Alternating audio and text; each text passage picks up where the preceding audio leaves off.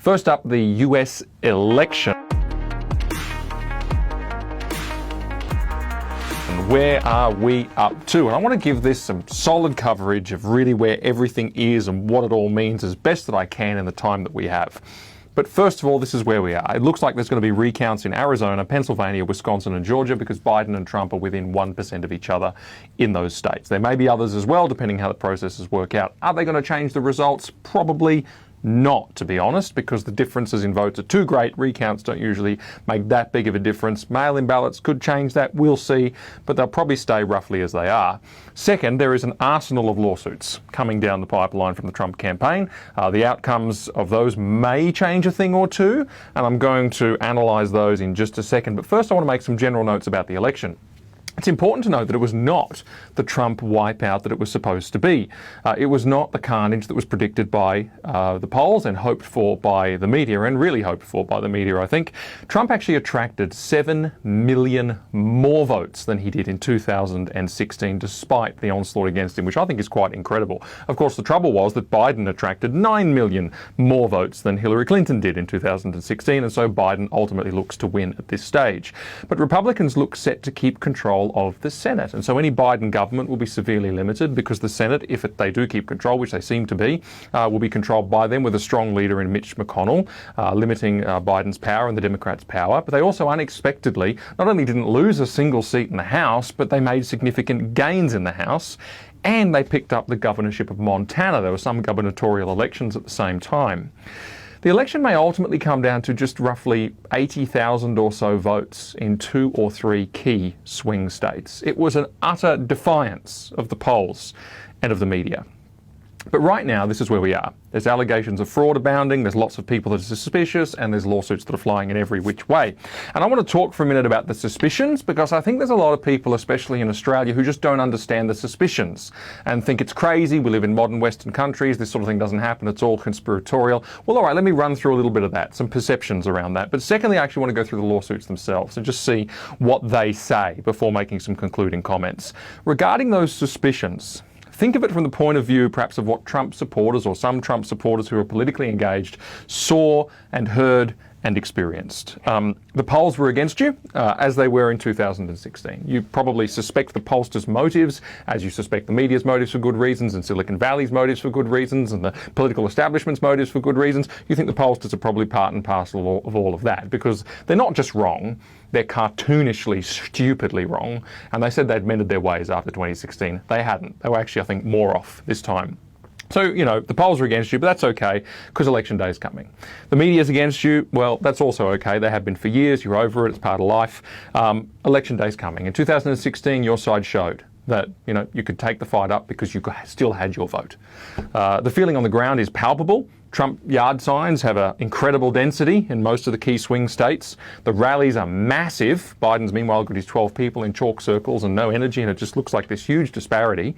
And you feel like you know what people are really thinking. You feel like you know where the support is, and we'll do a 2016 over again. Election day comes, and on election night, it looks to you like Trump has done it again. As you consider going to bed late in the evening, this is where the key swing states stand. In Michigan, Trump is up, which Trump was meant to lose by a massive landslide on the mainstream polls. Michigan is up 10.4%. Trump to Biden, 314,000 votes with 60% of precincts reporting. Incredible lead.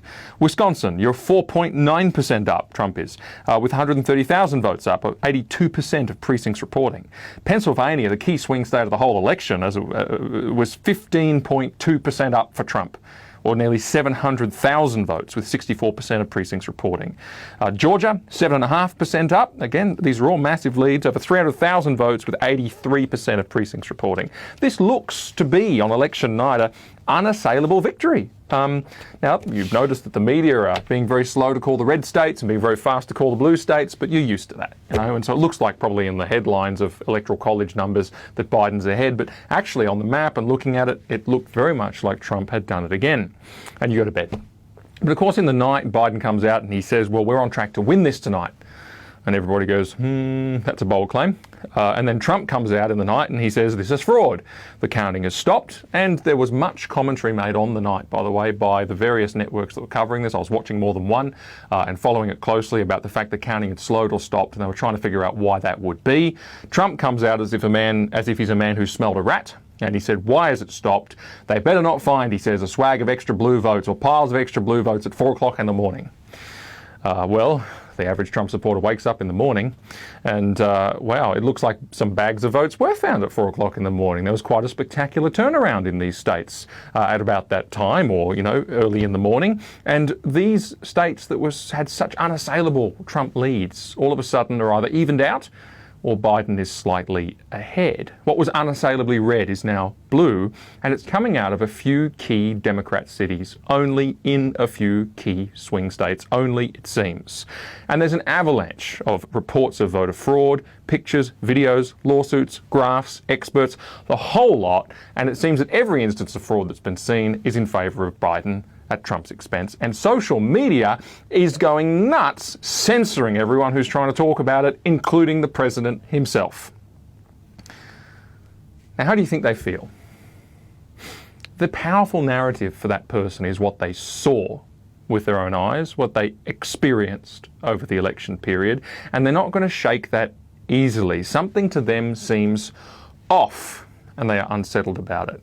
And here's the thing, these allegations of voter fraud have come forward, and they've moved from allegations now to people prepared to sign sworn affidavits in huge numbers, making very grave allegations, which I'm going to get to. And there seems to be a lot of corroborating evidence. And here's the reality. The question, therefore, needs to be answered. Even if there's nothing to see, it needs to be answered. Because if you have a significant portion of the population who feel as though they've been cheated, who already feel as though nobody's on their side in the establishment and in the systems, and now they can't even have their vote heard, that is going to be cancer in society. It's going to gnaw away very severely. And the mentality of many is just to mock these people, to sideline them, to say, what a load of rubbish, and to not regard their concerns. That isn't going to go so well long term. Now, there is a perfectly innocent explanation for what happened that could be correct. That is that in-person votes favour Trump, postal ballots overwhelmingly favour Biden. That might be correct. It's a little unusual because America is not the only country in the world to have postal voting, although America, I think it was the first time this time around. But I mean, for example, here in Australia, we've had postal voting a long time. I always do a postal ballot because I'm not on the electoral roll, and so do postal vote. But there's never a case where you've got Anthony Green on the ABC going, oh yeah, but we've got to wait for the postal ballots to come because they're going to be completely different. They're not completely different because they're from the same constituency. It's not like the postal votes all came from Manhattan and the walk-ins all came from Oklahoma. It doesn't work that way. And so there is that kind of, but there's a possibility. Maybe it's just really different in America. Maybe the Trump campaign saying postal votes aren't ideal had a huge impact. Maybe. It is a statistically improbable thing, but maybe. Also, fraud on this scale really does seem unlikely, and I agree with this. It seems exceedingly difficult to pull off. There's always going to be some small-scale fraud, but to pull it off at this level is pretty tough and pretty bold, let's put it that way. Unless you have evidence. If you're going to make these claims, you've got to prove them, and that's the point of the system, right?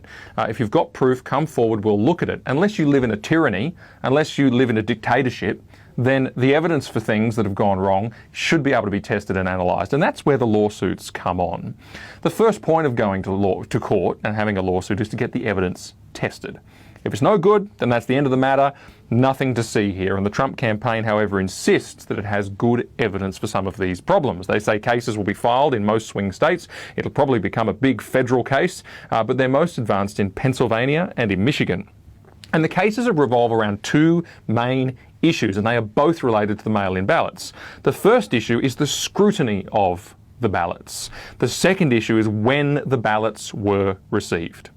Regarding the scrutiny of ballots, it's alleged that in key Democrat stronghold voting centres, Republican poll watchers or scrutineers were locked out of the building or forced to stand many feet away from the counting. In Pennsylvania, for example, about 60 sworn affidavits, hundreds of pages, have been supplied by whistleblowers and poll watchers, with more on the way. to allegedly confirm that some 633,000 votes in Pittsburgh and Philadelphia were not allowed to be scrutinised by Republican poll watchers. That's an extraordinary claim, by the way. The watching process is where, the counter is counting and you have scrutineers, people watching on from each party. And they're allowed to contest ballots. If the counter goes to put a ballot on a pile, but it's improperly filled out or there's some error with it, one of the watchers is going to go, I contest that ballot. And they go, okay, that's on the contested pile, and they carry on. And then the contested pile is scrutinised later on. I've done poll watching here in Australia. You're supposed to be able to stand so that you can read the ballots. That way you can actually contest them properly. And it's a really important process. You do contest things that genuinely are out of order all the time. And for the Republicans not to have been allowed to do that, or to have been held back, it says, 15 to 100 feet from the process so they couldn't see anything, is insane. Is insane by any international or decent standard. In Michigan, there's also a case being compiled in relation to about 100,000 ballots that showed up at 4 o'clock in the morning, allegedly in a truck with an interstate number plate, were brought into the voting centre. There were some irregularities about the way they were packaged, etc. And this was after the poll watchers had been sent home, and most of them had left, but a couple of them saw this happen and went back in. And it's alleged that the ballots were exclusively for Joe Biden and were not able to be checked, scrutinised by the Republican poll watchers. And the campaign says that thousands of whistleblowers have come forward. They're sorting through all of this, including apparently disgusted Democrat officials, and there's more cases on the way as they work through all of those reports. They say that these issues are confined to a few Democrat stronghold cities only, like Detroit, Pittsburgh, Philadelphia, and outside of a few others, really nowhere else. Those are the allegations. If there's any truth in those allegations, who cares who's going to win? They need to be checked, because the integrity of the system's at stake. And it may well be that there's nothing to it. I actually doubt that, having looked into this and heard some of the press conferences from some of those whistleblowers and so forth. I think there's something in this. I really do, which is sad, but there you go. The second point, I said the first one was about the scrutinising of the ballots. The second one is regarding the timing of the ballots. And so this is basically the Trump campaign filing lawsuits to ensure that ballots that are late are not accepted. They had some success in Pennsylvania, where the Supreme Court of the US made an order that any ballots received after 8 p.m. on the election day had to be segregated and kept separately. That means that they've opened up the possibility of a remedy of having those ballots excluded or sorted in a different way. I think the issue really is around ballots that have arrived late and were posted late. So it's all right if a ballot arrives after Election Day and it was posted before Election Day, but it's the issue of those postmarks, and so they're just trying to enforce that. So the question is, what does this amount to? A bunch of lawsuits that are based around saying, hey, we need to be able to scrutinise because it's the law, and we need to be able to have late ballots excluded because that's the law. To my mind, that really amounts to wanting the law to be followed. There's no more funny business, there's no more trickery, there's no more smoke and mirrors than that. It's just a question of following the law and basic integrity. And yet the behaviour of the Democrats in response has been extremely aggressive. They even appealed a decision to let Republican poll watchers stand a few feet closer to the counting process. I think it was 6 feet closer, where they still couldn't see. But they appealed that decision. And I'm sitting there going, this is crazy. It's just crazy. Why would you do that? By any fair international standard, as I said, it's madness. The real reason I suspect they're fighting is because, you can imagine a worst case scenario, and I think this is a really long shot, so let's, but you can imagine a worst case scenario where, it finally gets to the Supreme Court, and what they say is, yep, we agree with all this evidence, clearly 633,000 ballots did not get scrutinised, they're excluded. Or, yep, we've seen all this evidence. Clearly something dodgy happened with 100,000 ballots in Michigan at 4 o'clock in the morning. They're all dodgy. We're going to exclude them. Now, that would be there's all sorts of other possibilities and remedies that can come. But let's say the worst case scenario is upon the Democrats and that happens. Frankly, they should have thought about that before excluding the Republican poll watchers, if that's true. But if that happens, well, they lose the election. Because Michigan plus Pennsylvania, I think might even give Trump Biden 269 each in terms of delegates, and then it goes to the Congress. And I think the process for that is that the states actually vote as delegations, and Trump has more states than Biden, so I think Trump would win. So it's all messy. If that was to happen, let's see. I mean, we haven't even verified the evidence yet, but personally, I'm really curious. And I want to be clear, I'm really curious about this Not primarily because of who won. I don't mind if my guy lost. I don't even live in America, I do mind, but I mean, it's not something that's the end of the world. Like, you can cope with a loss. You lose things all the time. That's not really the bigger issue, and I'm not sure that this will change the outcome of the election. Whatever happens, I think it won't. And so the issue for me is that it's important for the world, let alone just America, that American elections are free, fair, and transparent. It is so important. And it's a matter of integrity, to shine the light in, to check that all is well. And if it is, fantastic. We're all confirmed in our happiness that all is well. And look, the Republicans have to put up a better campaign next time. But if all is not well, it's important for America and the world that it is fixed, and that there is a big rap on the knuckles for the arrogant flouting of the law by poll watchers who are simply taking their Democrat majorities too far. Now, if it doesn't resolve, as I said, it'll fester in society like cancer. It will. I fear that's already happening because there is such division in America, but certainly it shouldn't be made worse. And this business of dismissing and arrogantly just walking over the top of people and saying baseless, unsubstantiated, rubbish. Why doesn't the media show some curiosity, for heaven's sake, and actually go and interview some of these people who signed these affidavits? Why don't they go and find out the information? Of course, they're not interested, which is the real shame of all of this, frankly. Something else, and some of you will be feeling this at this point if you haven't switched it off already if you're in this category, but there are people who simply won't accept that such things are even a possibility. We live in the Western democracies and we trust our institutions and this just doesn't happen and it's all conspiratorial. Well, I suspect actually that people who say that are people who think that we still live in a world of rational discussion and mutual respect. The newsflash is that those days are actually over. There are ideological changes. Now, I don't think that's a good thing, by the way, and I'm not saying we should get along with the program. We shouldn't. We should be different. But ideological changes are taking place which are ushering in a deeply embedded view that the only way is power at any cost.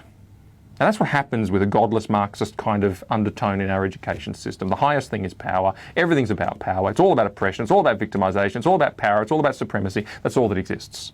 Power at any cost. Even the things I talked about, so rationality, for example, they say the belief of some of these postmodernists and so on is that actually your rationality is just a device to drag me in to engage on your terms and exert power over me. Your systems and institutions, they're not supreme, they're only useful to the extent that they grant power and that they work for us, and so we can change them and we can use them to our own ends. Or that truth doesn't even matter, or that truth isn't real, it's just power. And so when I have power, I'll make my own truth. And that's quite seriously where we are. And there are elements, I don't want to just pan everyone who votes Democrat, but there are elements of the left side of politics emerging in America quite strongly, more strongly than they used to by a long way as this sort of ideology gets stronger, where they demonstrate that power at any cost impulse. I mean, the difference between what we're talking about now and the Russia scandal, if we all remember, Russia was the reason that Trump won the election, is that there wasn't one jolly atom of evidence for what they were saying. There's a lot of evidence for this that demands a second look, by the media, I would hope, but they're not, so the courts. Also, you can look at the impeachment trial of President Trump. There was nothing to that but politics, to actually try and impeach a sitting president. It's a disgrace. What for? In both cases, it's all politics and power. Or you look at the nomination or the confirmation hearings of Supreme Court justices, particularly Brett Kavanaugh, and remember how that the lies and the filthy, unconscionable and disgusting tarnishing of his character to make him out to be some kind of gang rapist who was responsible for the most unspeakable of crimes, to ruin him and ruin his family with no conscience. Why? Power. Or indeed, you can look at the way that social media, Silicon Valley, censor the Trump campaign 65 times in the lead up to the election. The Biden campaign, not even once. And you look into the reasons for the censorship and the instances and what's it all about. It's about political disagreement, frankly. What for? For power. Why did they kick the New York Post off of Twitter for releasing the Hunter Biden laptop scandal story and then assiduously censor that on Facebook and Twitter and all the rest of it and keep it suppressed? Power. Why did they, when doctors came out in America talking about advancements in coronavirus treatments and the fact that the cause for alarm and fear was not what it used to be, why did they censor it and delete it and take it offline? power, because of course the coronavirus chaos was part of the narrative against Trump, and it ultimately brought him unstuck. I actually think no coronavirus, you still have Trump for a second term. There's riots, looting, burning of churches, anarchy in American cities, bringing American cities to their knees in recent months. Why? Well, because they're there to make Trump look divisive, fan that narrative. What for? For power. The point I'm trying to make is this: evil is done, wrongs are committed, because it is justified for the sake of obtaining power from people who they hate. That is a very real strand of society in America right now, and it's coming from the left side. It really is. There's a radical strand. There's plenty on the left side not like that at all, and that's great. But there's a radical strand. Do you really think that they wouldn't have a little tamper with a vote to stop a man who they believe is literally Hitler, some of these types? Of course they would. Those of us who are engaged with politics and understand know that of course they would. Of course, they think he's literally Hitler. They've done all the... I mean, forgive me for thinking that someone who sets fire to a church wouldn't mess with 10,000 ballots. Of course they would. Of course they would. And just in case you think the rhetoric about literally Hitler is overstated, it's not. Listen to some of the tweets that have come out from leading Democrat personalities since Election Day. Listen to Alexandria Ocasio-Cortez, Democrat senator for New York. Is anyone archiving these Trump sycophants for when they try to downplay or deny their complicity in the future? I foresee decent probability of many deleted tweets, writings, and photos in the future. Archiving their stuff? Their photos? Their tweets? Their writings? Well, thank you, George Orwell. Or indeed, Harry Sevugan, I think that's probably not how you pronounce it, Sevuan or whatever, a senior Obama spokesperson and national press secretary for the Democratic National Committee. He says White House staff are starting to look for jobs. Employers considering them should remember that there are consequences for hiring anyone who helped Trump attack American values. You better believe it. We just launched the Trump Accountability Project to make sure anyone who took a paycheck to help Trump undermine America is held responsible for what they did. Or you listen to Robert Reich, former Secretary of Labor and a longtime Democrat apparatchik. He says, when this nightmare is over, we need a Truth and Reconciliation Commission. I mean, straight out of Soviet Russia. It would erase Trump's lies, comfort those who have been harmed by his hatefulness, and name every official, politician, executive, and media mogul whose greed and cowardice enabled this catastrophe. Or Jennifer Rubin, a well-known journalist. It's not only that Donald Trump has to lose, his enablers have to lose. We have to collectively burn down the Republican Party. We have to level them, because if there are survivors, they will do it again. I could go on. I mean, I say it again, would they really do this, some of these people, if they had the chance? Of course they would. Of course they would. They've shown that through their conduct, and that level of hatred, that level of, it's serious. So society is changing for the worse in that regard. Power at all costs, hatred of the other, suppression of those who threaten your power. It's very sad. It's very serious. We should be different, for sure. And that's why I say in this whole Trump thing, I think we can maintain interest in it, we can maintain curiosity, and we can maintain pressure on it so long as we're doing it for the sake of transparency. So long as we're doing it not just because, if you're a Trump supporter, not just because your guy lost.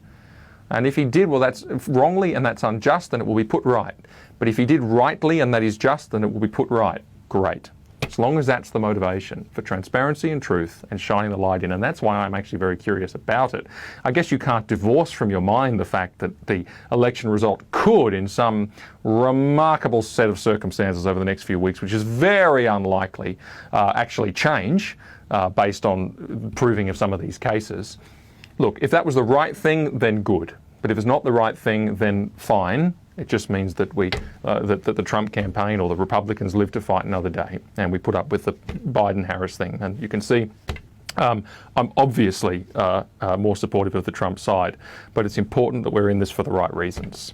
But also, you'll note that they see the Trump campaign lawsuit as a grab for power and nothing more. And they will oppose it. They will say it doesn't matter. They will say that it's baseless, it's got no evidence. They'll say all these things that are untrue. The media won't touch it, they won't cover it for as long as they possibly can. Why? Well, because it threatens power. And also, they will try and take vengeance on those who instigated it, as we just read from leading democratic people. It's really a shame. It's not a world of truth anymore. Or no, maybe it's better for me. It is a world of truth because it's God's world. It's not a culture of truth anymore. It is a culture of power.